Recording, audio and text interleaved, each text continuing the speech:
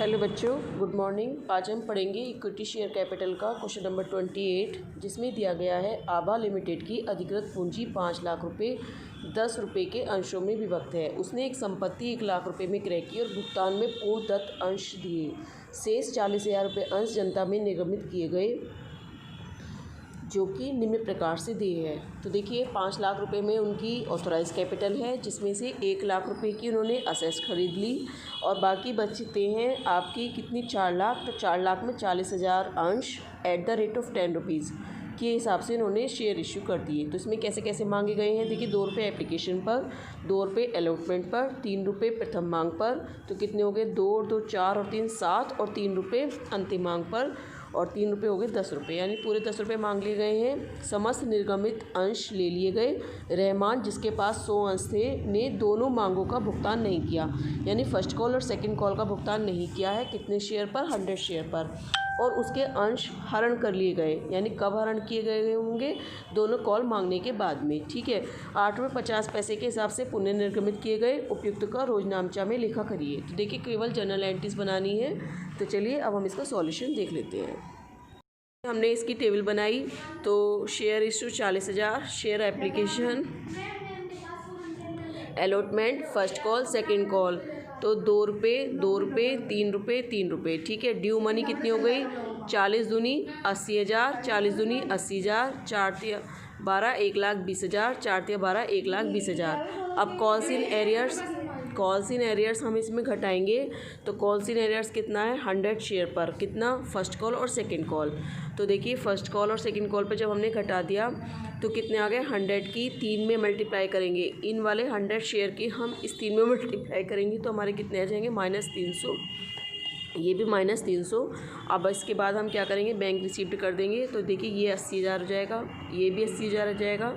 1,20,000 में से 300 घटाएंगे तो 1,19,700 और ये भी 1,19,700। ठीक है, टेबल बन गई हमारी आसानी से। अब हम इसके आधार पर जनरल एंट्रीज बना लेते हैं। देखिए, सबसे पहले इन्होंने 1 लाख रुपए की असेस्ट परचेज़ की है। तो हम क्या करेंगे, asset account debit to share capital account.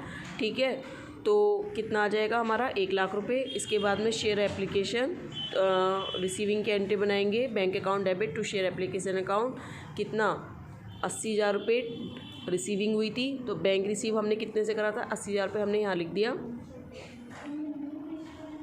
Application transfer की एंट्री बनाएंगे, share application account debit to share capital account. Total amount, जितनी फुल अमाउंट रिसीव हुई है टोटल अमाउंट हम ट्रांसफ़र कर देंगे, कितनी, 80,000 रुपये में।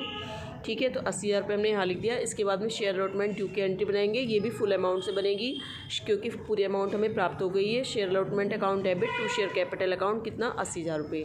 फिर इसकी रिसीविंग की एंट्री बनाएंगे, bank account debit to share allotment account, 80,000 रुपये। कॉल ड्यू की एंट्री बनाएंगे, share first call account debit to share capital account, 1,20,000 रुपये। ठीक है, 1,20,000 बना दिया। फिर इसके बाद में हम इसकी रिसीविंग की एंट्री बनाएंगे। तो इसमें से हम जो कॉल्स इन एरियर्स हमारा था 300 रुपये का, वो घटा देंगे। तो bank account debit to share first call, तो 1,20,000 में से 300 रुपये कॉल्स इन एरियर्स जो हुआ था हमारा, 100 शेयर होल्डर्स थे। एक क्या नाम था उसका, रहमान, जिसके पास 100 शेयर थे, उसने फर्स्ट कॉल और सेकंड कॉल का भुगतान नहीं किया। तो 3 रुपये मांगे गए हैं। तो 100 की जब हमने 3 में मल्टीप्लाई कर तो 300 रुपये हमने इसमें से घटा दिया। ठीक है, इसी प्रकार से सेकंड कॉल की ड्यू की एंट्री बनाएंगे, share second call account debit to share capital account, 1,20,000। तो हमने वो भी हमने यहाँ पे लिख दिया। ठीक, अब देखिए, इसकी रिसीविंग की एंट्री बनाई सेकंड कॉल की, bank account debit to share second call. इसमें भी हमने 300 रुपये माइनस कर देंगे कॉल्स इन एरियर्स वाले। ठीक है, इसके बाद हमने क्या किया है, जब हमने पूरी राशि मांग ली, फिर हमने शेयर को फोरफिटेड कर लिया। तो कितने रुपये मांगे गए थे, 100 शेयर पर 10 रुपये ही मांगे गए थे। तो हमने एंट्री बनाई, share capital account debit to share forfeited account, 2 share first call और 2 शेयर सेकेंड कॉल। तो देखिए, 100 शेयर थे, 10 रुपये का एक शेयर था, यानी पूरी राशि मांग ली गई थी। तो 1,000 रुपये आ गया। फिर शेयर फोरफिटेड में कितने आएंगे, जितनी राशि हमें प्राप्त हो चुकी है। तो एप्लीकेशन की प्राप्त हो गई, अलॉटमेंट की प्राप्त हो गई, यानी 2 रुपये एप्लीकेशन पर थे, 2 रुपये अलॉटमेंट पर थे। तो कितनी राशि प्राप्त हुई, 4 रुपये। तो 100 × 4 तो कितना आ गया, 400 रुपये। फर्स्ट कॉल पे कितना आया, 100 × 3 यानी 300 रुपये। सेकेंड कॉल पर 100 × 3 300 रुपये। तो कितना हो गया, 400, 300, 700 और 300 1000, तो 1000 रुपये आपके इसमें आ गए। अब इसके बाद में देखिए इनको रीइश्यू किया है इन शेयरों को, तो रीइश्यू की एंट्री बनाएंगे हम। क्या बनाएंगे? Bank account debit to share forfeited account. तो देखिए 8 रुपये 50 पैसे में रीइश्यू किया है, तो बैंक में हम क्या लिखेंगे? 100 इंटू 8.50, तो कितना आ जाएगा? 850 रुपये। फॉरफिटेड में कितना आएगा? जितनी डिस्काउंट दी है यानी 150 रुपये की, तो 100 इंटू 1.50 यानी 150 रुपये आ जाएगा। और शेयर कैपिटल में कितना आ जाएगा? 1000। देखिए यहाँ भी 1000 है आपका और यहाँ भी 1000 है, तो इक्वल हो गया बैलेंस। ठीक है, अब हम क्या करेंगे? शेयर फॉरफिटेड का जो बैलेंस होगा उसको हम किस में ट्रांसफ़र कर देंगे? शेयर कैपिटल रिजर्व में ट्रांसफ़र करेंगे। तो देखिए यहाँ पर है 400 रुपये का और यहाँ पर है 150 का, तो 400 में से 150 हम निकाल देंगे तो हमारा कितना बचेगा? तो ये बचेगा हमारा 250 रुपये। तो 250 रुपये हम किस में ट्रांसफ़र कर देंगे? कैपिटल रिजर्व में। तो देखो उसकी एंट्री बनाते हैं हम। कोई एंट्री बनेगी? Share forfeited account debit to capital reserve account. ठीक है, अकाउंट भी लिख देना है यहाँ पे, टू कैपिटल रिजर्व अकाउंट। ये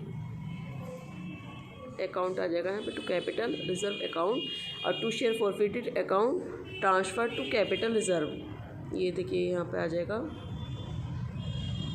ट्रांसफ़र टू कैपिटल रिजर्व, तो 250 रुपये आ गया। तो देखिए बस इसमें जनरल एंट्रीज बनवा रहा था, तो ये क्वेश्चन आपका कंप्लीट हो गया है।